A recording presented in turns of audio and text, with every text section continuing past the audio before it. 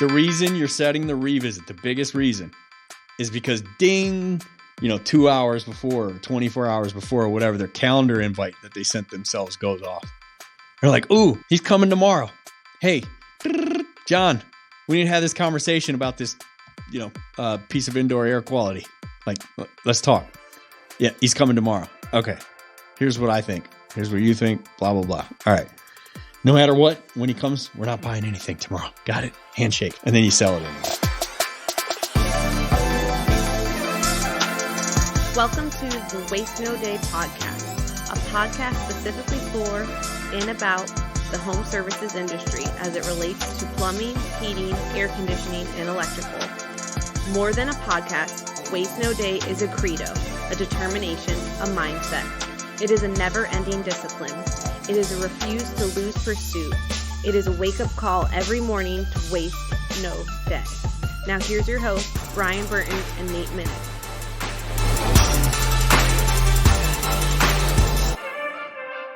Hey, welcome to another episode of the Waste No Day podcast. Your hosts, Nate and Brian, hanging out with you again and looking forward to part 2 of the 7 deadly objections. That's right. Last week, we started off with 3 great deadly objections and role-played them and got through them with some killer ideas for how to overcome them. We set the stage for part 2 with the 4th objection. We're going to hit that one as well as the remainder of the 7 today, and it's going to be a great conversation. Before we jump into that, Brian and I are going to spend a little bit of time in the introduction ourselves, and we're going to start off with Brian and our quote. Great salespeople know the difference between an objection and a complaint. Grant Cardone. The difference between an objection and a complaint. What does that mean? So, the way I'm taking it to mean is, and hey, point out the fact that as big as Grant Cardone is in the selling world and sales training world, that's the first time we've used a quote by him. That's true. I'm sure there will be more to come. Look, a complaint being like, let's talk tankless water heaters. There's, 4 or 5 different colors of tankless water heaters, right? And someone might say, I don't love the color of that thing. It's not necessarily an objection. That's not even necessarily a speed bump. Just like, yeah, you can easily just roll right through that. It's like if this is the only tankless you carry at your company or whatever, it's to say, yeah, some people like the color, some people don't, but, you can always put some stickers on it or something. Anyway, if you'll just endorse right here, we'll get moving. I don't know. You don't, not everything is a reason to stop and change course is the way I saw it. Now, I don't know the context to that quote, so could be more to it. Do you see it another way? Well, I don't know. He's inferring that your level of perception is what is drawing the line between the two. And it's tricky because what starts as a complaint can turn into an objection. And you can also turn objections back into complaints. I think really what he's trying to say is the skilled salesperson is able to navigate whichever conversation it starts in and overcome it. There is still a level of having to overcome a complaint. You can't just ignore it and be like, yeah, so, because then that complaint is going to turn into an objection if the person is feeling that you are no longer hearing them. Yeah, I guess you definitely want to at least acknowledge it. Although, I don't know, man. I'm like, even as we're saying it, I'm thinking back to some calls where there were little things like the color of a unit that I didn't really acknowledge so much as just, well, I guess acknowledge, but say, yeah, we hear that. But once you get to use it, you'll understand why it doesn't matter. Anywho, if you'll just give me your autograph here, we'll go ahead and get it. I'll get the water shut off. I don't know. There were oftentimes, there were just little things that I could tell were an annoyance, and maybe I even agreed with it. But it's just, it's part of the game. So let's move forward. To me, like a complaint is something, if I want a product enough, a complaint is something that I'm going to talk myself through. For example, let's say that I'm buying a car and I really wanted blue, but the car that they have is gray. I'm like, man, I just really wanted blue. Like, this isn't even my favorite shade of gray, but it's a good price and I like the car. So, and you've been dying for a 98 Mercury Sable. So exactly. you just got to get her done. Exactly. Yep. So I don't know. I mean, yeah, no, I'm not sure I'd enjoy a Mercury necessarily, but complaints are what they are. I mean, they have to be justified enough that it's no longer a hurdle between me and the purchase decision. Yeah, maybe you as the buyer determines whether it's a complaint or an objection. But I think what he's saying is, if you as a salesperson, you get just kind of a one-off, don't love this part, and you turn that into an objection to overcome, man, are you digging yourself a hole? If you give it too much credence, you mean? Yeah, and not everything needs any.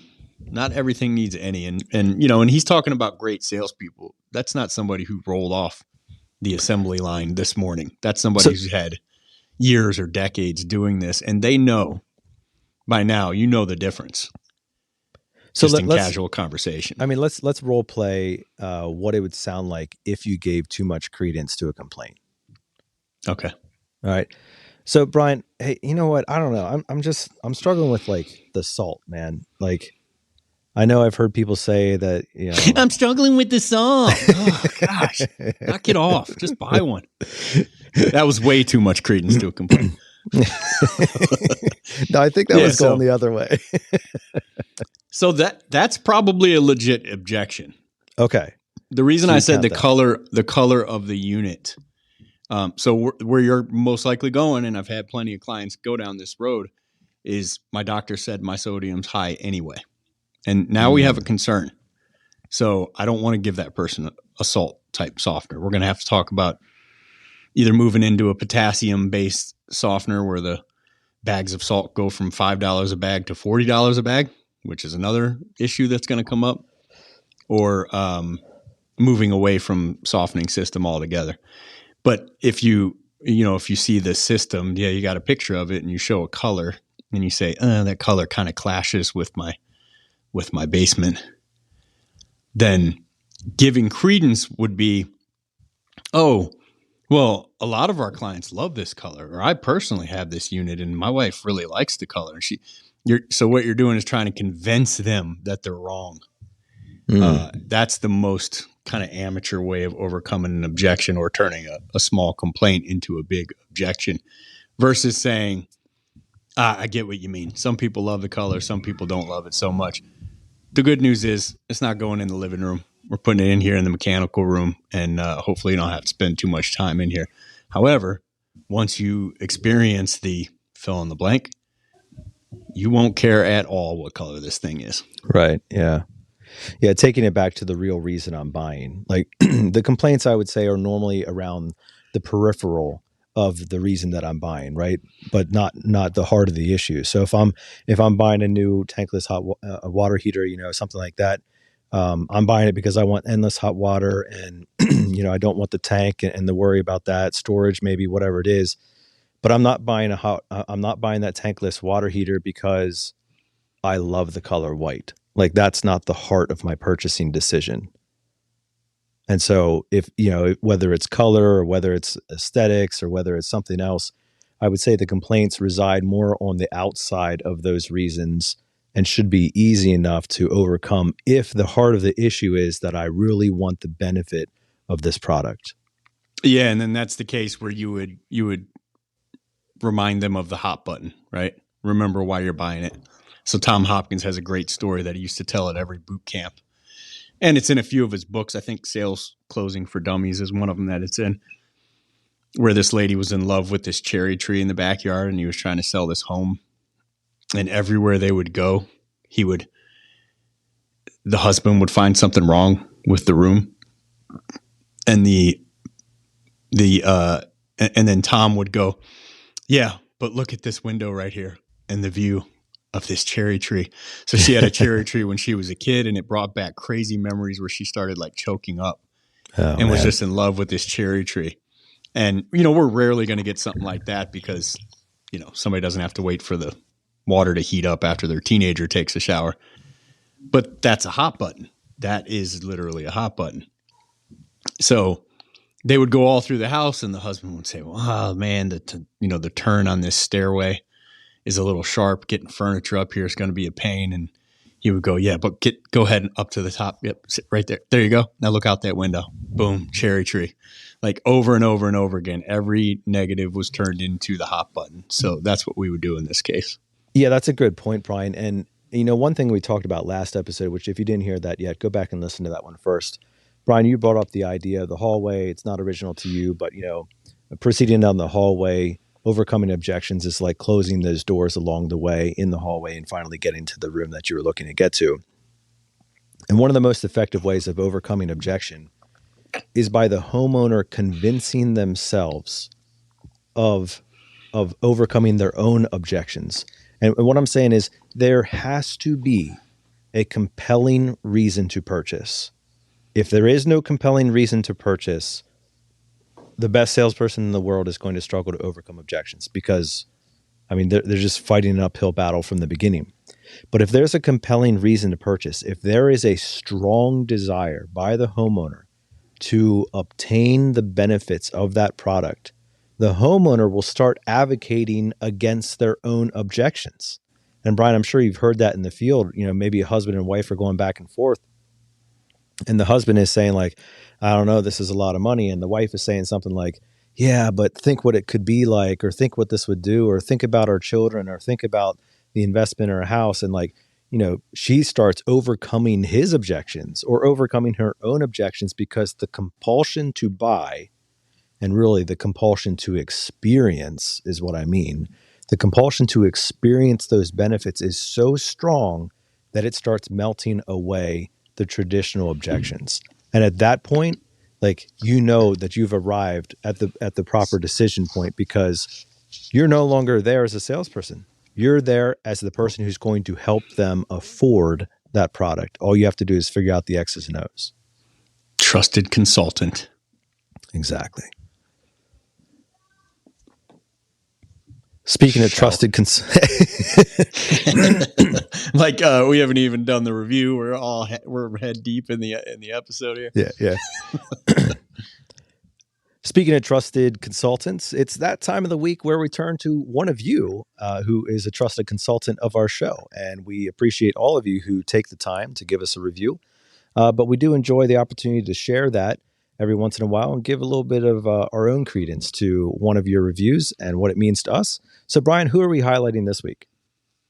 Be better each day. 5-star.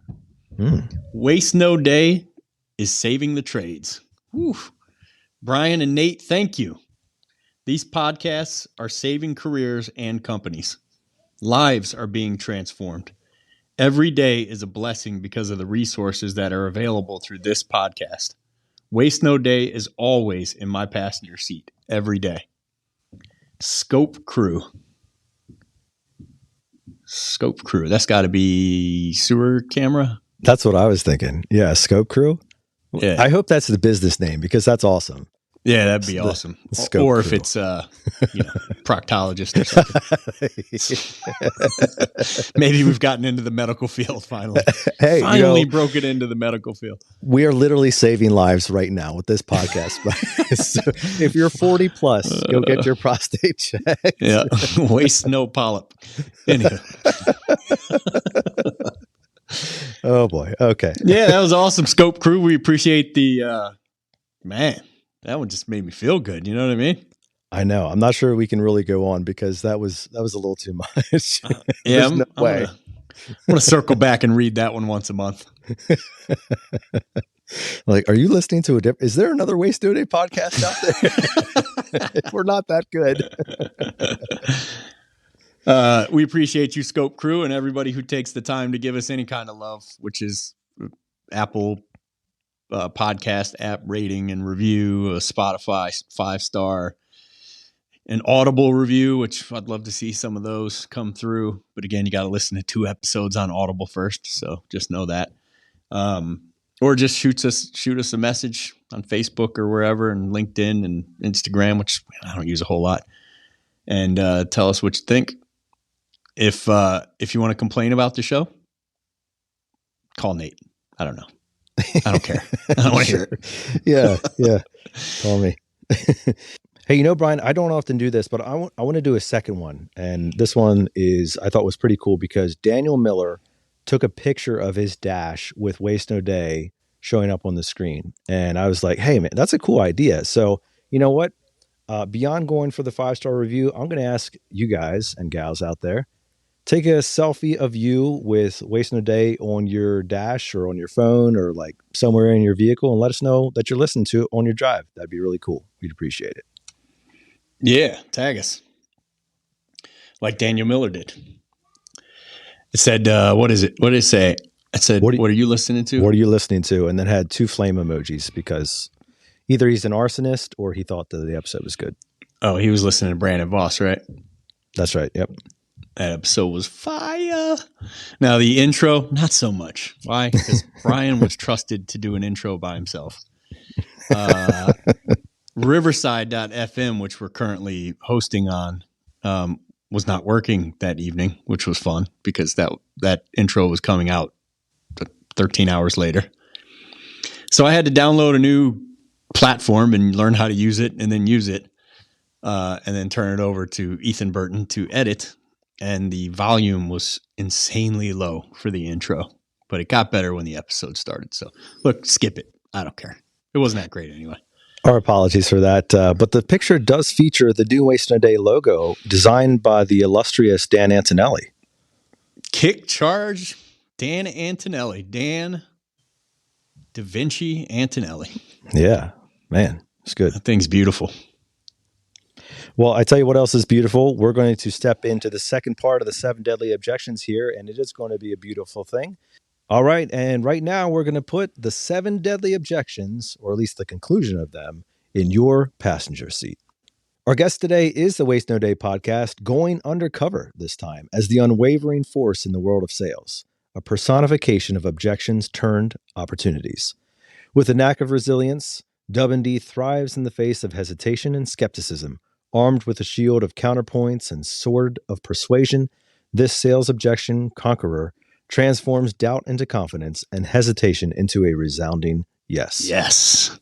Unyielding and strategic, W&D stands as a testament to the art of overcoming barriers in the ever-evolving landscape of sales. Thank you, ChatGPT. Yeehaw. Welcome to our listeners' passenger seat Waste No Day podcast.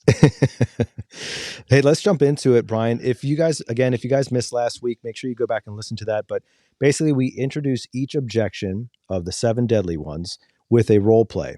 And so we're going to jump back into the objection that we left off with on the cliffhanger last week and start into number 4 right here.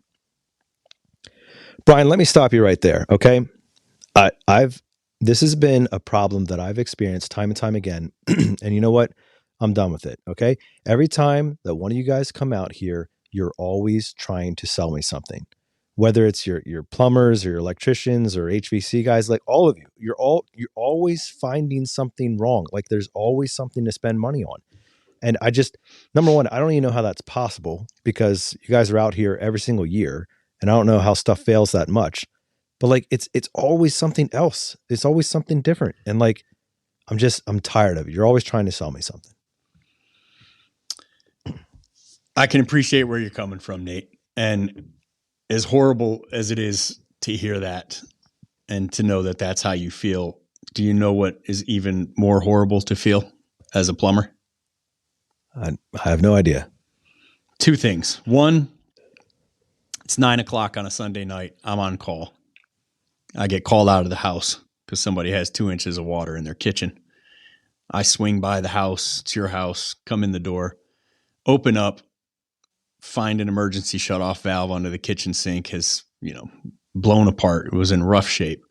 First thing you do is look at me and say, one of your guys was out here 3 months ago. Why didn't he tell me this could happen? The other thing is I come into your home. I walk downstairs. I see you've been doing business with us for 5 years. I look into the corner of the basement or the garage or what have you, and I see a whole corner full of new water treatment products installed by a competitor. And I say, Nate, if you don't mind me asking, how come you didn't have us do that? I mean, you get a discount for using us as you're a member of our membership plans. And you say to me, I did. I didn't know you did that. Exactly. So it's twofold. The reason that we want to make sure that you know all of your options available. One, especially when it comes to things that could fail and cause you a headache in the future. Look, we won't push you into doing anything you don't want to do, but at least we're going to bring it up. I'm going to have a conversation with you about it. I'm going to notate it in the notes and leave it with you. And then on the other hand, man, you don't know what I have in the back of my truck, right? I mean, I don't have glass walls on my truck. So all I want to do is make you fully aware of everything that I can offer you that either needs to be done or that I feel like you and your family would really enjoy having in your plumbing system.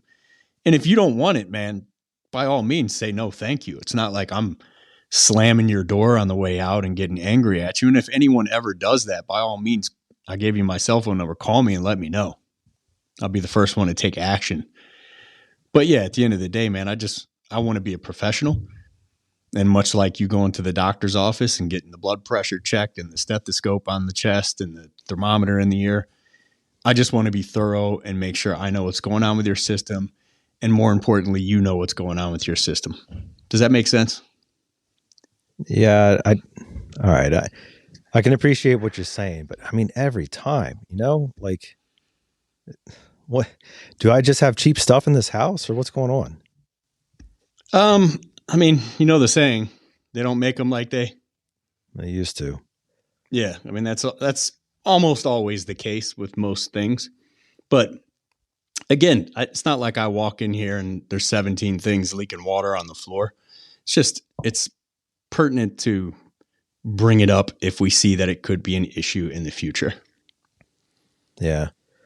I guess I could understand that. And I would be real ticked if you guys were out here, a couple weeks ago or months ago and something went wrong.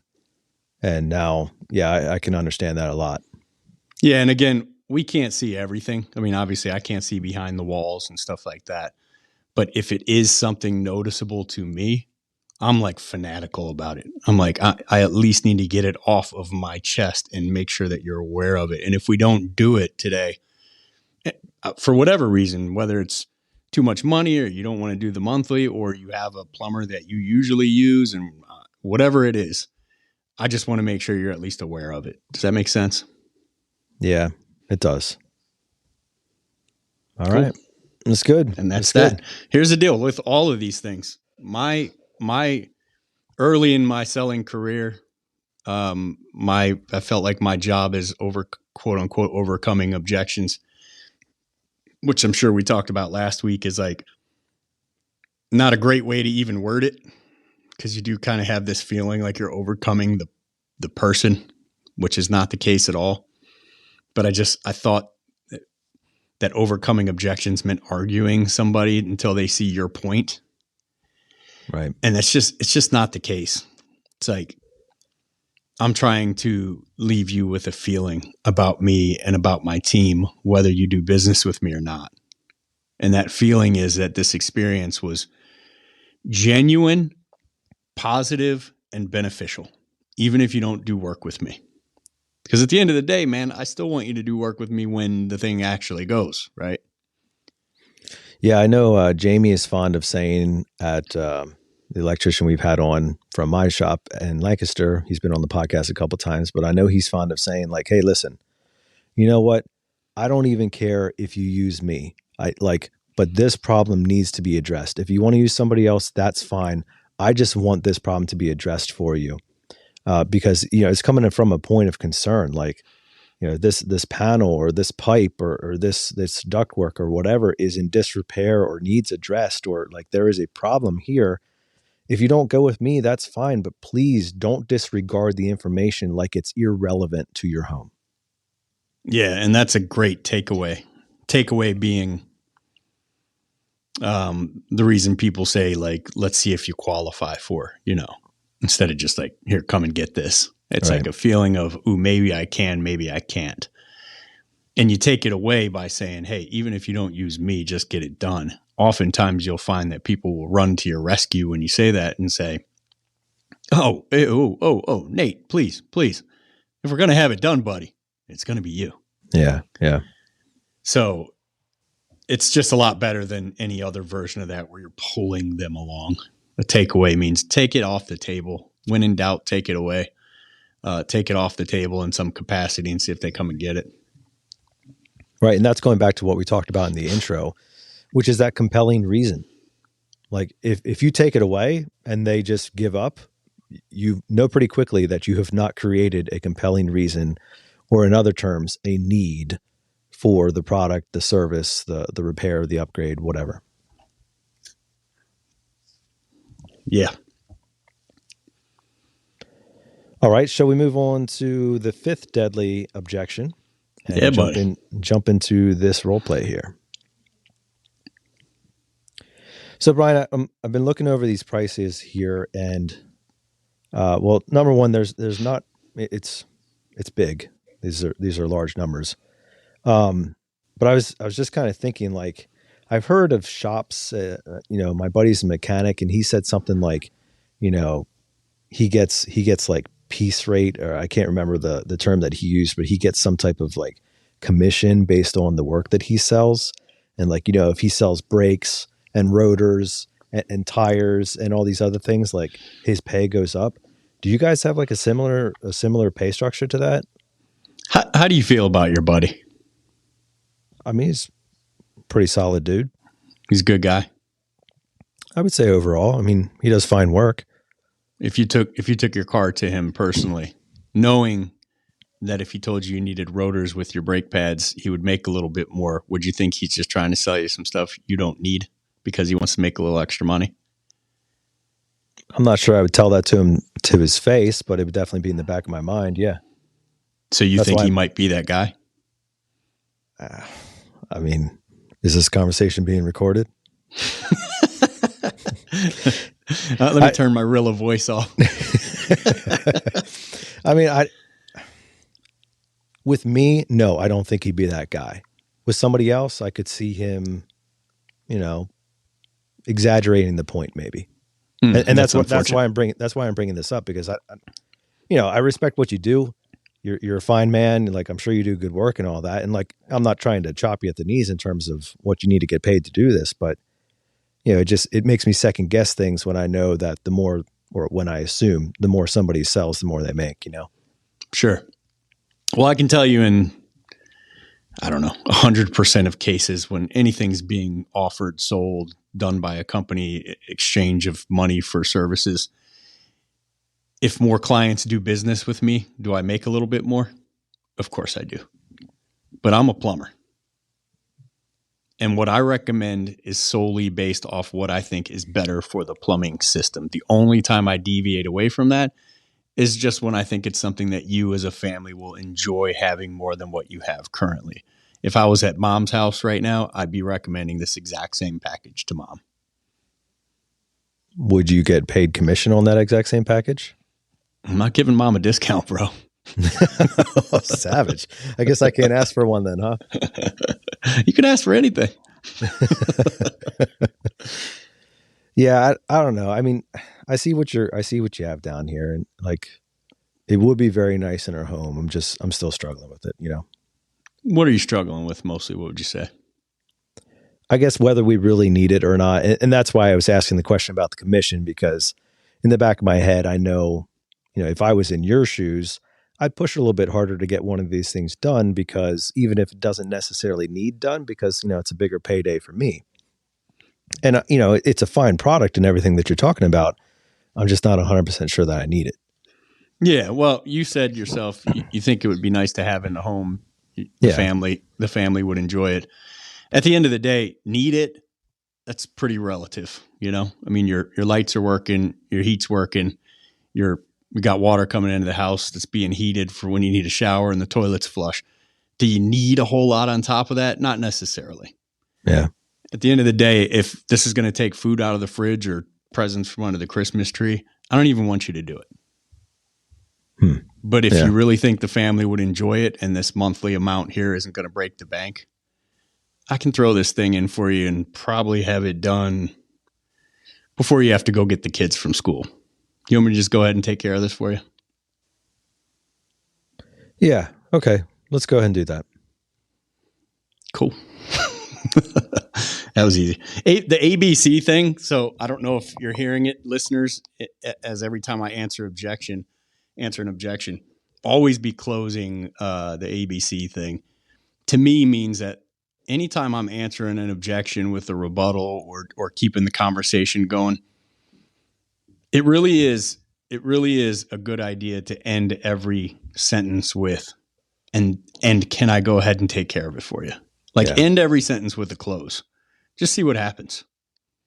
You expect bad things to happen when you do that, but bad things don't happen. You don't know what thing you say that's the last thing, and they're like, well, that answers everything for me. I'm good to go, because they just don't say that.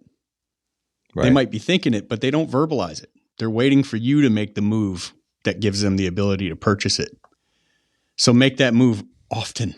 Make it all the time. Have you ever had somebody, a homeowner, be more aggressive than I was in terms of asking that question?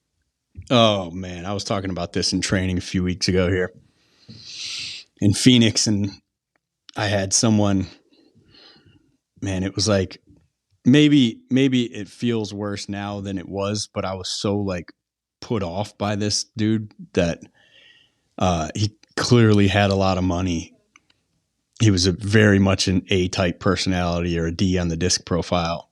And he was somewhat belittling, where he said, he's looking at the options and he just looks up with a smirk and says, yo, buddy, you make commission off this? And I didn't have this script necessarily. This was pretty early on, but I was just like, I had the urge, like most salespeople do, to lie about it. I make pure hourly.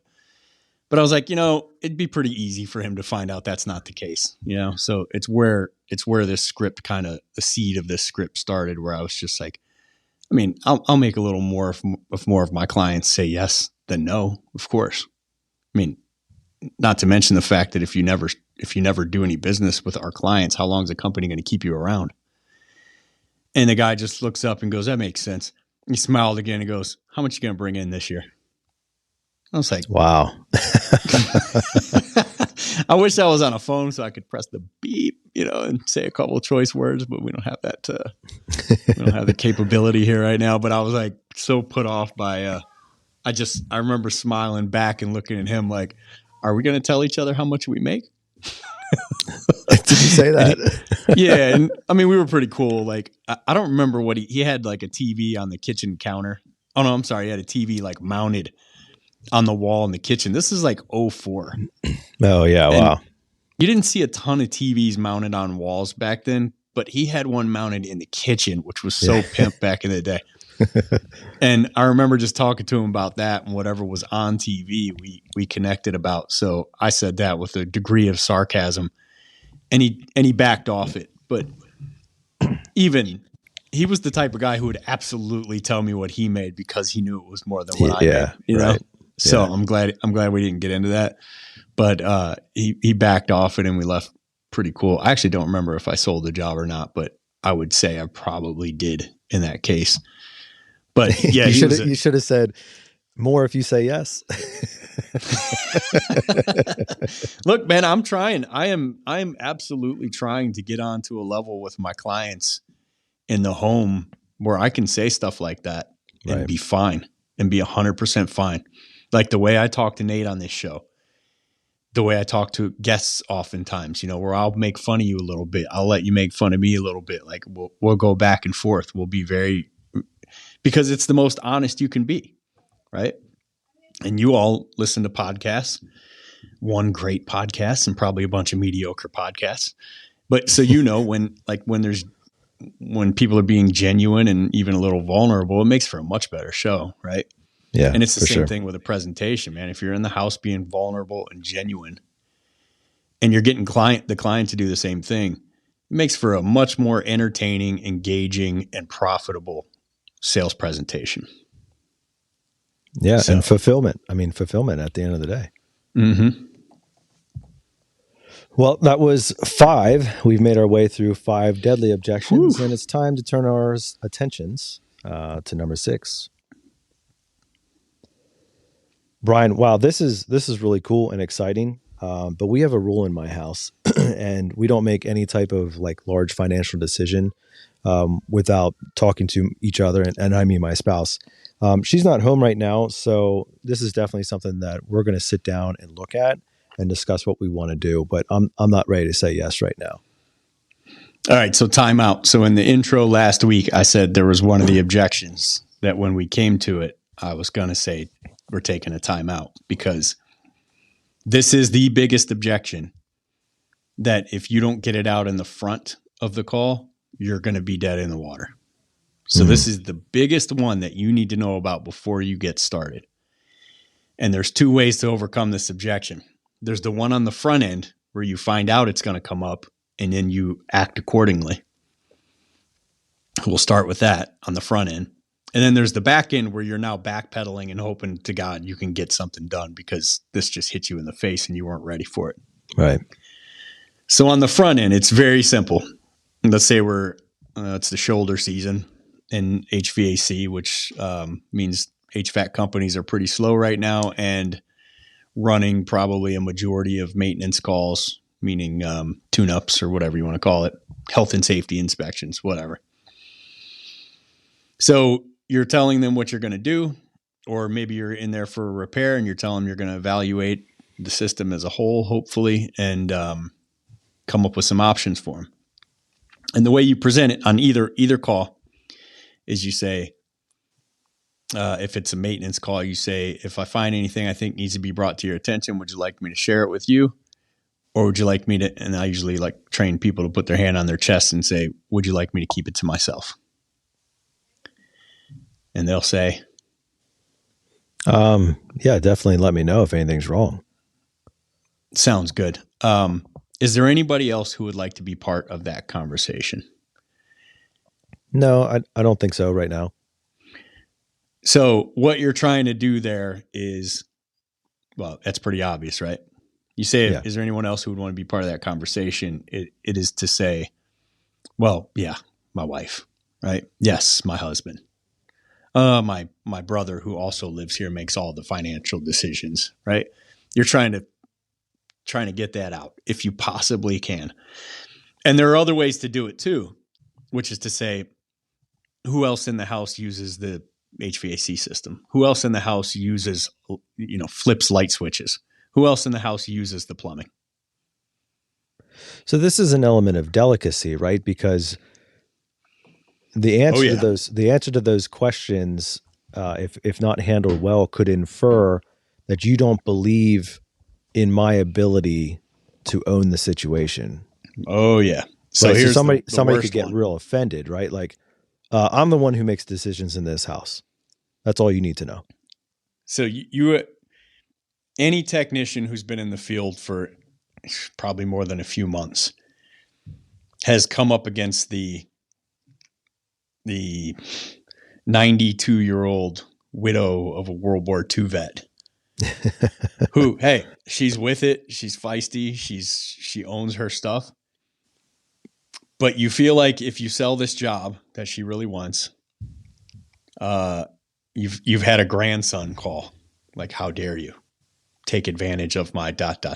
or whatever, right? Most techs have had this kind of thing happen. If you haven't had it happen personally, you know people who it's happened to. And it sucks because you're not dealing with someone who's mentally feeble, right? Like they're with it.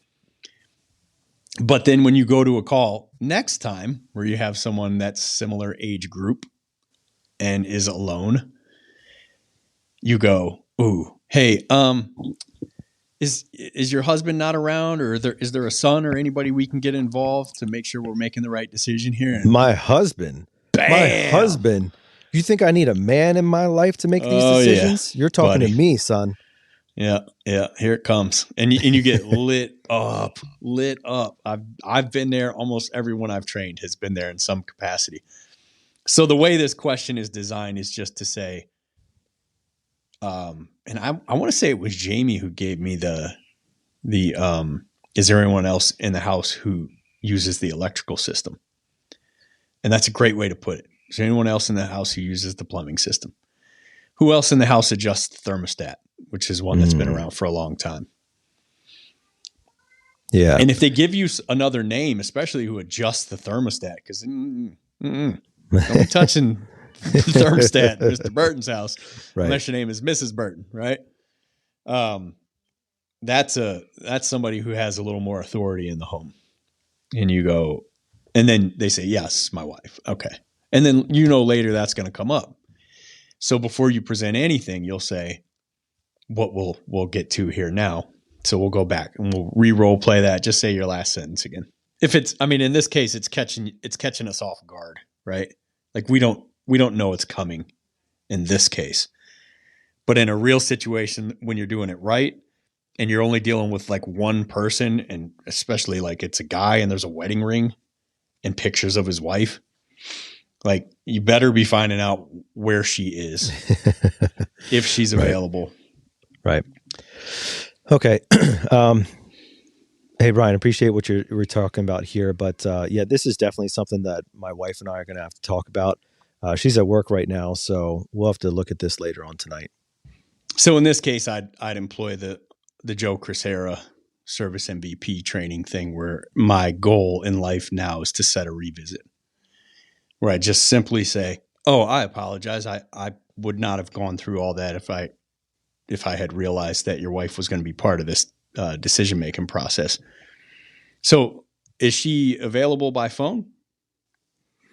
No, she works, she's working at the hospital right now, and they have a anti-phone policy. So, and even if she was on break or something like that, like she always has to be on call. She can't take personal calls during the work. Okay. Sounds great. So what is it? It's Thursday now. When do you guys think you could have that conversation? There's a chance we could have it tonight, but we got the kids' sporting events and everything like that. So I don't know. And there's a lot going on right now. How's tomorrow afternoon work? Would she be home tomorrow afternoon? I can swing back by and explain it to both of you like I did to you. I don't know. I would have to check her schedule. She works kind of like a swing shift. So you don't have any kind of access to her schedule right now? Normally we just kind of like, she lets me know, because they're short staffed right now at the hospital, obviously. And so sometimes she's like picking up extra shifts and stuff. Normally she works like the 12 to 8 shift, but sometimes that changes. Okay. So let's say, if you want, I can just get it on the schedule for tomorrow morning, say 9:00. That way we can have a conversation. She'll still have plenty of time to get ready for work.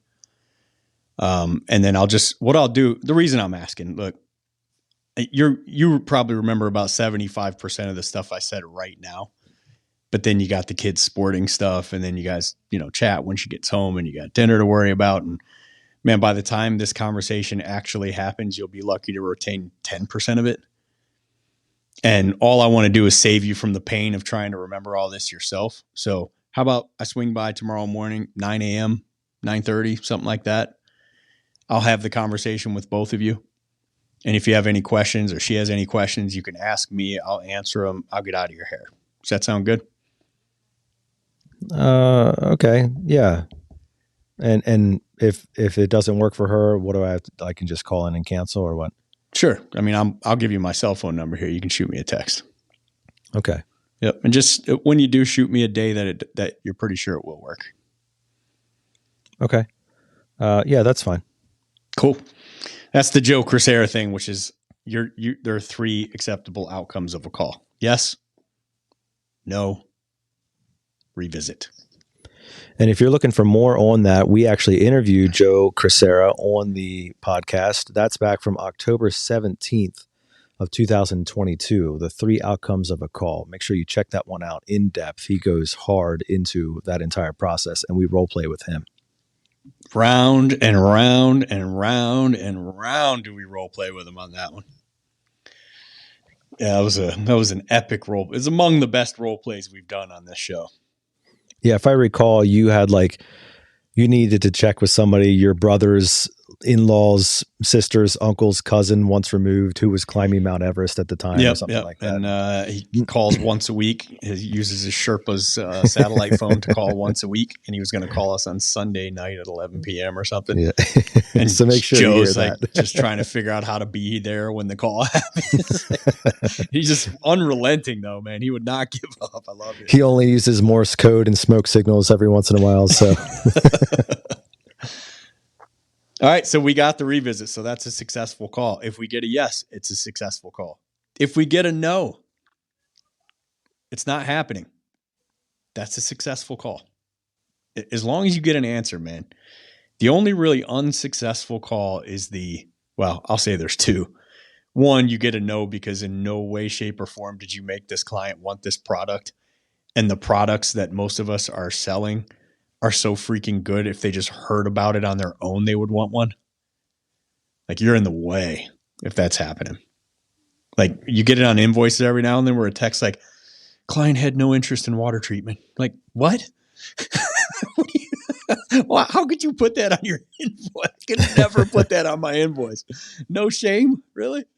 No bother. Okay. But the other one is I have to think about it. I'll let you know. I'll get back to you. Like, that's not a successful call. Especially because they probably forgot you existed and never thought about that product again. In most cases, that's what actually will happen.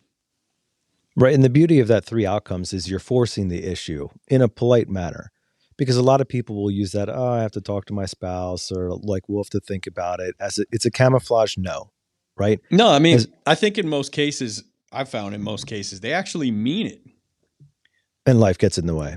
Yeah. They want to have a conversation with somebody. They want to get some backup on this and just make sure that it's as good to someone they trust as it is to them, or they genuinely can't make the decision and they need the other half of the equation to make that decision, like their partner or whatever. So they put the card under a magnet on the fridge and they're like, can't wait to talk to John about getting this reverse osmosis, or getting our air ducts cleaned, or getting our whole home surge protector before a surge happens. And they mean to have that conversation and they go on about life. And then like 2 months later, they look up at the fridge and they see that card and they're like, oh yeah, I was supposed to talk about something. And, hey, John, we were supposed to talk about, I forget what they had going on.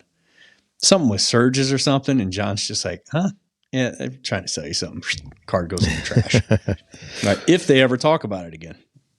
So That's a good point, Brian. The reason you're setting the revisit, the biggest reason, is because ding, 2 hours before, or 24 hours before, or whatever, their calendar invite that they sent themselves goes off. They're like, ooh, he's coming tomorrow. Hey, John, we need to have this conversation about this, piece of indoor air quality. Like, let's talk. Yeah, he's coming tomorrow. Okay. Here's what I think. Here's what you think. Blah, blah, blah. All right. No matter what, when he comes, we're not buying anything tomorrow. Got it? Handshake. All right. And then you sell it anyway. It's a good point, Brian, because, if any of you out there in listener land have kids in school, the amount of emails, papers, dates, things coming up that the school communicates to you as the parent is just insane. And then, like, everything's online. So you got to check their grades online. You got to see if they're turning in their assignments online and all this stuff. And it's just, these are the things, they don't even cost money. None of these things cost money. And yet it's so easy to oh crap, the audition is tomorrow, or, oh no, like that, we were supposed to do the PTO thing tonight. Like, these are good things that have a lot of value to your family and your children's development. They don't cost you any money. And yet life still gets in the way. And we still forget, and we still get distracted, and we still get bumped off of them and never have the conversations like we're supposed to. So how much easier is it to have that same experience when you're looking at a $4,000, $5,000, $6,000 bill and life just gets in the way? So just bear that in mind. Share a little of empathy from the customer's perspective in understanding that when they say they need to talk to their spouse about it, or they need to talk to somebody about it, they may have good intentions, but life and a lot of other things are going to get in between them and that conversation. Good stuff, Brian. We've covered 6 of the deadly objections so far. In part 1, last week, we went through the first 3. Can you provide materials and labor breakdown on your quote? We have a lot of expenses with the holidays coming up, and we will be moving in a year, and we just want to do the minimum repair at this time. This week, we've covered every time you guys come here, you want to sell me something. Do you make commission on this? And I need to talk to my spouse. And it's now time to wrap up with the 7th deadly objection and jump into that role play right now. And for that, you're going to have to wait until next week when we conclude. No, I'm kidding. The first 3-parter. I did that last week, and people were less than pleased about it. All right, number 7. Okay, Brian, so I definitely see what you're talking about here. This feels like a lot of money, and not that I'm doubting what you're saying, but I think it's probably something that I want to have another person look at just to kind of get like a different angle, maybe a different perspective on things. You know what I mean? Sure. You want to get a second opinion. Yeah. I mean, you go to the doctor and they'd say, you should have surgery. And what does everybody say? You get a second opinion for a reason, right? And that makes perfect sense to me. I completely understand that. It's very logical as far as I'm concerned. Look, I'm not perfect as a plumber. And even if I was, how would you know that? Right? So I got a tech I work with who, I've been doing this for a long time, but he's been doing it for a really long time. And he's got, actual truck technical experience, not like one of these suit and tie sales guys. I can give him a call right now and see if he can get over here real quick and check it out. If he disagrees with my assessment at all, I'll apologize, pack up, and get out of your hair. But if he does agree with me that this is what needs to be done, we can talk about next steps. Does that sound good?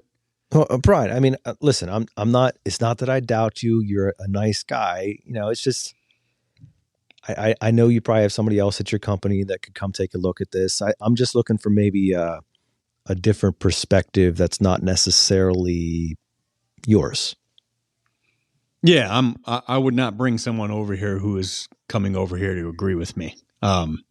If I bring someone over here, it's because it's a very sound technician and very technical plumber, in this case, who is going to look at the situation for what it is, and he'll leave my opinion out of it. In fact, we're a little competitive, so if he can find a way to one-up me by showing me that my diagnosis is incorrect, he will.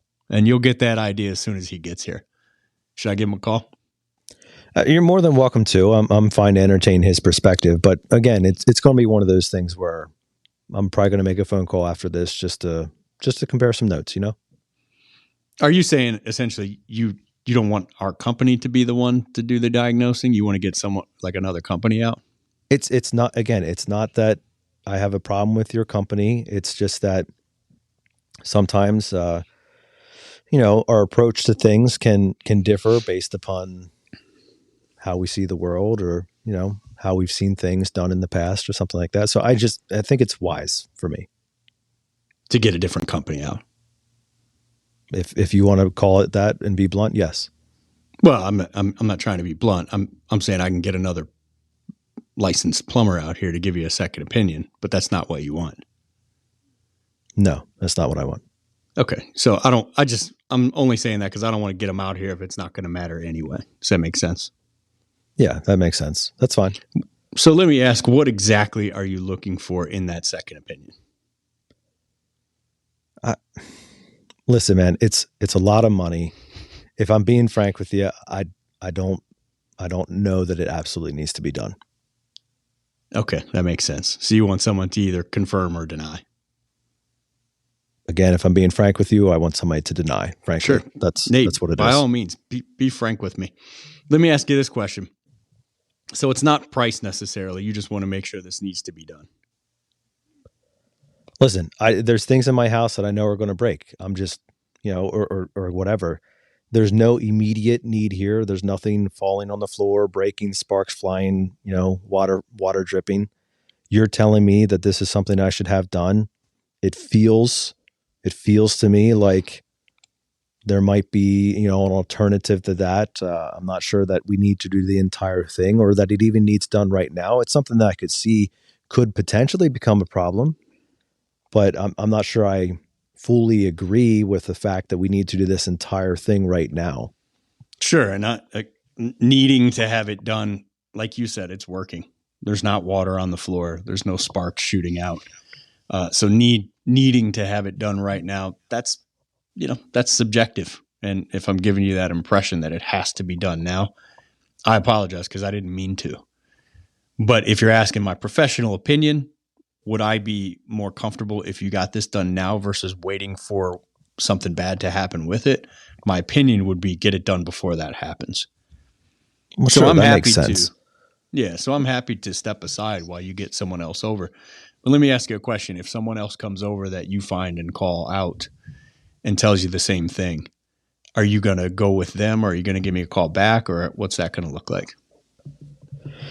Well, I mean, if they told me the exact same thing that you told me, I would want to see what their price is. And then what does it come down to then? Value, price? I mean, if we're talking apples to apples, like everything's the same, yeah, the dollars matter to me. Sure, that makes perfect sense. So if it was the exact same caliber technician, the exact same warranty, the exact same material, brand, the exact same Google reviews, everything's like for like, and you could get it done a little bit less, I would tell you to get it done for a little bit less, as long as everything's like for like. Yeah, that's right. All right, so how about this? I'll give you my cell phone number. You get a hold of a couple companies, maybe get a couple different ones out and see what they say. And how about we set a date for maybe, when are you thinking? You're going to get them out here pretty soon? Yeah, I imagine probably by the end of this week, I'll have somebody else come and look at it. So let's set a date for like middle of next week. I'll swing back by. We'll have a quick conversation. And let's say like Wednesday afternoon, same time as today. And if you want to have it done, I'll be able to do it right there on the spot. If you have any more questions, I'll be happy to answer them. And, if you decide not to get it done and they say something different to me, believe me when I tell you, no hard feelings whatsoever. I'll be genuinely interested in what that different diagnosis was. Does that sound good? It does. You know what? I appreciate it. I appreciate that straightforwardness. Thank you. Cool. Yeah, I want to respect your process, and it seems like you know what your process is, and this needs to be part of it. So I don't want to be in the way in any way, shape, or form. And I'll give you my cell phone number. Again, if for whatever reason they can't get out that quick, just shoot me a text, and we'll push it a day or two. Does that sound good? That's fine. Thank you. Cool. Again, yes, no, revisit. Man, on that one, like, there's been so many times where I offered the gray-haired, so to speak, to come out and give that second opinion, and it takes the client so off balance, right? Where they're like, because it makes perfect sense, right? Like, if I was at a doctor's office and the surgeon was giving me a consult and said, "You need to have this thing replaced," and I'm like, "Wow, I thought it was just going to be like a snap it back into place, right?" And I'm like, I got to get a second opinion. And he says, well, there's a surgeon in another department I can actually have come in here and take a look at this thing. I don't know. I don't know where I'd be. Like, I know where you'd be because you have your process. And believe me, for all you listening thinking that Nate's just doing this to fluff things up and make it more entertaining and a little more challenging, he's not. This is Nate in person right here. I would not love to sell Nate. It's always this much pushback. Like, where we're going to breakfast is going to be this much pushback. If he doesn't want to go there, it's just not happening. But the majority of your clients are, something we heard from Gene Slade on this show back in the day, are built for compliance. Like, if they really believe the product's good for them, and they're just a little bit not 100% sure that you're not fluffing it up a bit because, hey, maybe he makes a little bit more if he sells it versus if he doesn't, and you offer to get a more senior tech over, or even just another tech, if he or she isn't more senior, don't say that, but just say a very well-trained technician. Or FaceTime, man. We didn't have this when I was in a truck, but to just be able to FaceTime another tech and say, "What do you think, man? Give me your honest opinion here." And the tech agrees. Most of our clients, if they're really that close to pulling the trigger, and you make that second opinion happen for them in that capacity, they're going to purchase it. And plus, I've seen it done so many times where it's worked out. But if you get the Nate, man, which you will from time to time, get the Nate, the engineer, the high C on the disc profile, and this will be the outcome. I mean, this will be how it goes. You stick to your guns. Like you don't just fold up and go running out the door. You have the the feeling of authority where like what you're saying is actual. What you're saying is fact. Right? You're not worried about getting someone else out here because what you're saying is true. So when you present it like that and you keep coming back, like, well, what are you really looking for? At the end of the day, what are you looking for? And make him say it. He wants to verify that you're not lying to him. Say, that makes perfect sense to me. Because you want to do the same thing in some cases.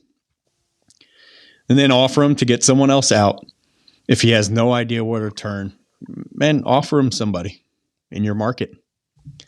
But make sure you get the revisit set to say, if it's not an issue with me and it's not an issue where you think our price is way too much, you just want to make sure this actually should be done, then let's go ahead and set a revisit up and let me come out and see what they said and have a conversation about it. Is there a temptation to take it personally? And yes. Like to get yourself in trouble? Like, oh, wait a minute. Like, you don't believe me? Like, you don't trust me? Like, sure. What's your problem? Yeah, you almost can't help it. So you'll have to go through this several times as a young tech before you don't get emotionally hurt. And your inability to push back is just your softness and your youth and your lack of practice in these situations where you're somewhat wounded by the fact that he's sitting there saying he doesn't trust you. And you're like, whatever, screw this guy. So you just want to get out of this situation, man. And engineers will make you feel like that anyway for most techs, where you're more than happy for him to call someone else. Please just let me go. But that's doing him a disservice. That's doing you a disservice. It's doing your team a disservice. Like, come on, man. That marketing was paid for. Let's get this job locked up. Now, if you're actually bending the truth, none of this applies. Right. You've got to be very honest and genuine when you're making your diagnoses. So be 100% forthright. And hey, man, we didn't talk about what product we were talking about, but I said straight up, as I often did, look, there's no water on the floor. There's nothing leaking. It's not bleeding. You can wait. But what are you waiting for? If you're waiting for this thing to rupture, well, now you got an insurance claim on your hands. So you're going to pay the same amount, if not more, with a price increase. And you're going to pay an insurance deductible. And you're going to have your, carpet torn up and your drywall cut up 2 feet and some big old, like, what are we talking about? Just so you can get a few more months or another year out of it? Let's not take that chance. Yeah, so good. And it is one of those things that, it's a delicate conversation. You have to negotiate it, navigate it, probably situationally. And there could be different levels of, for some people, Brian's, hey, let's get in a second guy from my own company here. That could solve the problem. And maybe it was just a lack of, especially if you're a younger looking tech or a less experienced tech, maybe they honestly did have a question about some of your diagnosis. But for others, Brian, I really appreciated the fact and we were able to get to a man-on-man level where you just said, hey, cool, I respect your process, but I'm not going to let this go. I want to make sure you get the best service possible. I believe in me. I believe in what I'm bringing to the table, and I believe in the diagnosis that I provided to you. Will you let me come back and have a second chance at this thing if you find it to be the case? Yep, and set the revisit. And the revisit can be crucial. I'd love to get numbers from some of the better revisit setters in the industry. I know Jamie's got to be up there. And how much revenue or how much money they make, whether it be for themselves or the company, in any given month on revisits that most techs don't set. Yeah. Because it's a lot for him. Yep, for sure. And he's been doing that for, I don't know, years and years and years. So you think about how much money that is over the year, 6-7 years he's been doing that. It's a significant chunk of change. Maybe his house. Yeah, you're right, Brian. And this has been a significant amount of content, as we have put out 2 episodes now on overcoming the 7 deadly objections. It's a wrap for us on this episode. Hope that you enjoyed it. If you have thoughts, again, like we said last week, if you have thoughts about the objections, about different variations of it, your approach that you've seen, work well for you a couple times that you've bombed and what you've learned from that, we'd sure love to hear from you and what type of interactions that you've had specifically around objections. And as always, we're looking for those reviews. So leave your thoughts on social media, hit us up with the review, tag us online, whatever it is. We just want to hear from you and know that these episodes are making a difference, that this was impactful in your life, that you were able to apply some of these principles, and hopefully that you are turning your career around or taking it to another level or whatever it is. But at the end of the day, what we really want you to do is to choose to wake up every single morning and waste no day.